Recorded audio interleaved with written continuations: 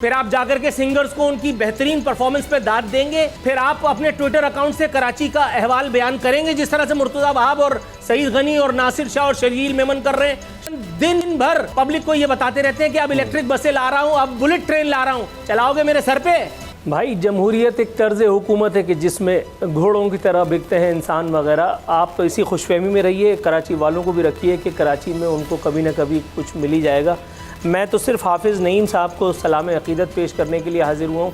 इंतहाई हद तक बदगुमान दिखाई देते हैं, इंतहाई हद तक बदगुमान है। हालांकि ख़ुद भी सियासतदान है लेकिन बदगुमान इस दर्जे कि मुझे इस पर लबकुशाई करनी पड़ रही है। पीपल्स पार्टी पर गर्जे बरसें, पीपल्स पार्टी से कुछ शिकायत उनको नज़र आ रही हैं। कह रहे हैं पूरा कराची तबाहाल है, वजह सिर्फ पीपल्स पार्टी।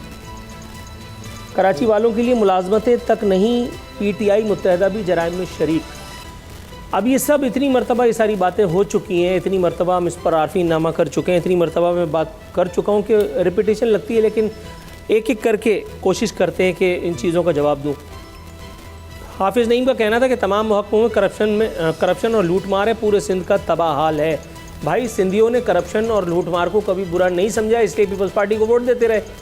बात कड़वी है मगर ठीक ठाक है। बगैर वोट के तो नहीं आया। आसिफ अली जरदारी ने किसी घर में घुस करके अगर किसी की कनपटी पे बंदूक लगा करके और वोट लिया हो, किसी के पास कोई फुटेज हो, कोई वीडियो हो, कोई तस्वीर हो, तो आप मुझे बताइए। मैं चलता हूँ आसिफ अली जरदारी के ख़िलाफ़ कोई रिपोर्ट वगैरह दर्ज करवा देते हैं। हालांकि होना कुछ भी नहीं है, ऐसा कुछ भी नहीं है।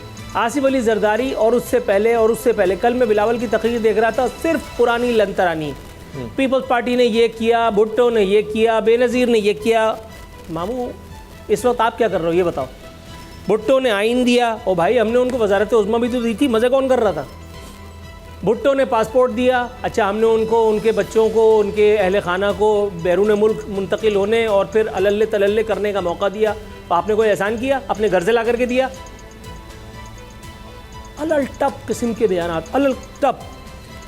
हाफिज़ नईम पर आते हैं, कह रहे हैं पूरे सिंध का तबाहाल है, बारिशों में पीपल्स पार्टी और उसकी हुकूमत मुकम्मल तौर पर बेनकाब हो गई। यानी बारिशों की ज़रूरत थी पीपल्स पार्टी को बेनकाब होने के लिए। पीपल्स पार्टी का मिशन है लूटमार। 5 लाख दफ़ा बता चुका हूं, 5 लाख दफ़ा। पीपल्स पार्टी को आप उसके मिशन से डिस्ट्रैक्ट नहीं कर सकते। ये फोकस होकर के आते हैं, आप इनको गालियां देते रहो, सुबह से शाम तक इनकी ऐसी तैसी करते रहो। They don't even bother. Asif Ali Zardari को दौरे सदारत में सुबह से रात तक मुगल्लिज़ात बकी जाती थी, उनके चेहरे पर एक मुस्कुराहट होती थी, क्योंकि उनका फोकस उन्होंने कभी भी लूज़ नहीं किया। पीपल्स पार्टी को पता है हम यहाँ खाने कमाने के लिए आए हैं, और पीपल्स पार्टी अकेली नहीं खा कमा रही।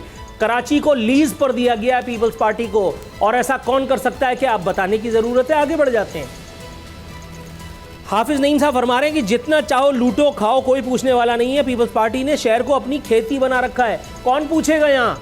हाफिज़ साहब सियासतदान होकर के इतनी बदगुमानी। यहाँ इस मुल्क में जो पूछता है उसको पूछ लिया जाता है, कौन पूछेगा? अदालत में जो बैठा है उसका भी कोई मामला होगा, कहीं ना कहीं उसका भी रफड़ पड़ जाएगा। जुडिशल एक्टिविज्म की राह अब हमवार होने के लिए नहीं। अब कोई साकिब नासूर अब आपको नहीं मिलेगा, अब आपको कोई Iftikhar the great Chaudhary so called नहीं मिलेगा।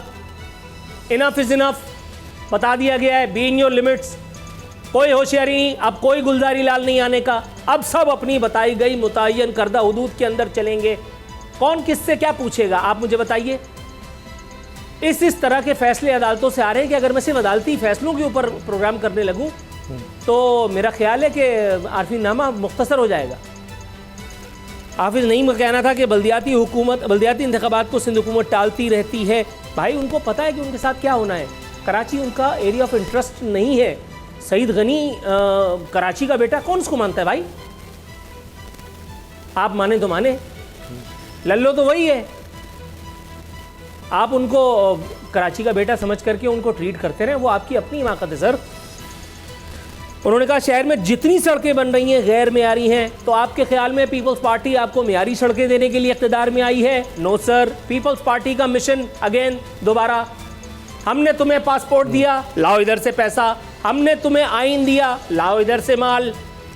अभी असद उमर साहब का मैं लतीफ़ा सुन रहा था, यार हद हो गई। असद उमर जितने ही लंबे हैं उतनी छोटी सी बात कर दी उन्होंने। कह रहे हैं कि पीपल्स पार्टी ने कोरोना फंड खाया, सैलाब में पैसे खाए। अबे भाई पीपल्स पार्टी ने नहीं खाया, ये खबर है। पीपल्स पार्टी ने मस्जिदें बनवा दी, ये खबर है। पीपल्स पार्टी ने यतीम खाने बनवा दिए, ये खबर है। पीपल्स पार्टी ने स्कूलों में बंधे गधे खुलवा करके वो जो दूसरे गधे जिनके बच्चे वहां पढ़ने जाते हैं उनको वहां अंदर भिजवा दिया, ये खबर है। ये देखो मुराद अली शाह को, लबों पे कितनी फातिहाना मुस्कुराहट। मुर्तजा वहाब लगाओ यार, याद आ गया, मुर्तजा वहाब और वो लगाओ, किस शान से उस पता नहीं कौन सी वो अल्लाह मारी सिंगर थी, उसको वो दिखाओ, वो मुर्तजा वहाब जो उसका हाथ पकड़ करके और सोच रहे थे कि काश जिंदगी यहीं रुक जाए। यार मुराद अली शाह को कुछ बोल दूंगा, अभी आगे बढ़ जाओ। मुराद अली शाह को छोड़ दो जान, ये टूटी सड़कें लगा दी। अब आपने अल्लाह से इकबाल करम करे जी। ये देखिए आप मर्दों से हाथ मिलाते हुए इनको देखिए, कितनी जल्दी जल्दी फारिग कर दिया। अब आप देखिएगा, ये देखें आप, ये देखें मुस्कुराहट देखें। और वो बराबर वाले साहब ने, अहमद शाह ने, वो अपने दिल पे हाथ रख लिया। अबे भाई, दिल से दिल इधर मिल रहे हैं तो आपने क्यों अपने दिल पे हाथ रखा हुआ है? आप ये देखिए कि ये है कराची का एरिया ऑफ इंटरेस्ट। वहीं वजीर आला हाउस से निकले, धड़ करके आर्ट्स काउंसिल में घुस गए, वहां से छींक मारी, उधर से दोबारा वजीर आला हाउस चले गए। और अच्छी अच्छी खवातीन वहां पे और अच्छे अच्छे मर्द टाई सूट बूट में, सब झूठ बोल रहे हैं, सब झूठ। अहमद शाह खड़े होकर के कह रहे हैं वजीर आला सिंध ने, अहमद शाह वहां क्या करने के लिए खड़े हैं?